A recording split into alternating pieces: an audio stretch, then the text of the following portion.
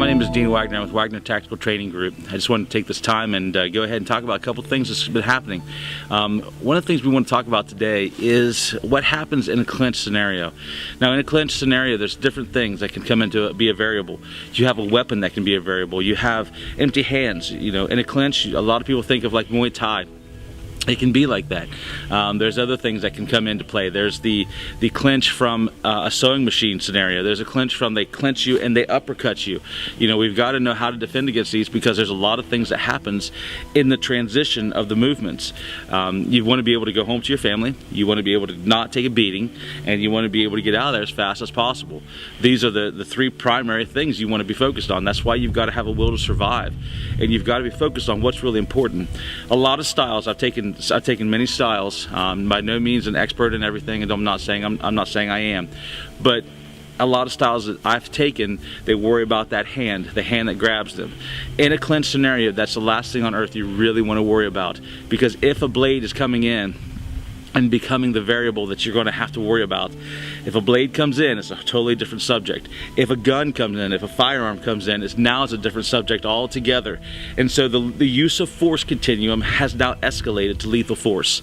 So you have to be able to discern what's going to be happening, and you have to be able to use the force appropriately.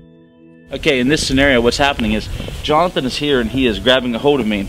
Now, when they clinch, anybody who clinches good is going to drive their elbow in. They're going to really latch a hold. They're going to pull their hand across you, and they're going to get head control on you. When this happens, you know, everybody tries to pull back. Well, that's what they want you to do, because as you're pulling back, they can begin to rain uppercuts on you and just and hit you and just waylay on you.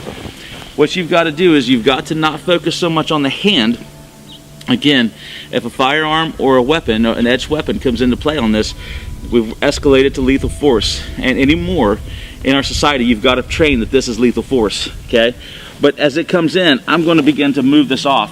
I'm going to begin to focus more on the hand here, okay? I'm going to begin to get off. Now, these are not static movements. I'm not showing these movements. These are just simply little things you can do. We'll do a video on these later.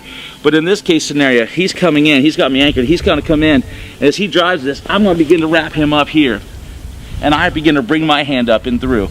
As I do that, I'm going to begin to throw some knees into him. And then from there, take him on where I need to go. I can finish with some punches, some elbows, do whatever I need to do from there. But in this scenario, what's going to happen is as he grabs me, okay, so he's here like this and he's holding on. Maybe he throws an uppercut. Okay, as he throws an uppercut, I'm going to block this right here. And I'm going to wrap him up around. I'm going to take him this way. The hand will take care of itself. You've got to be more focused on the oncoming hand. That's the thing you have to focus on. Another thing is if you just simply, when they clinch, if you just drive right up through, you begin to loosen that grip quick too. And they got a hold on you, you've got two hands free, they've got one hand. So while he's grabbed a hold of me, I'm going to bring him right up and through it, and I can begin to do some things on him and begin to make him really feel for what he's doing.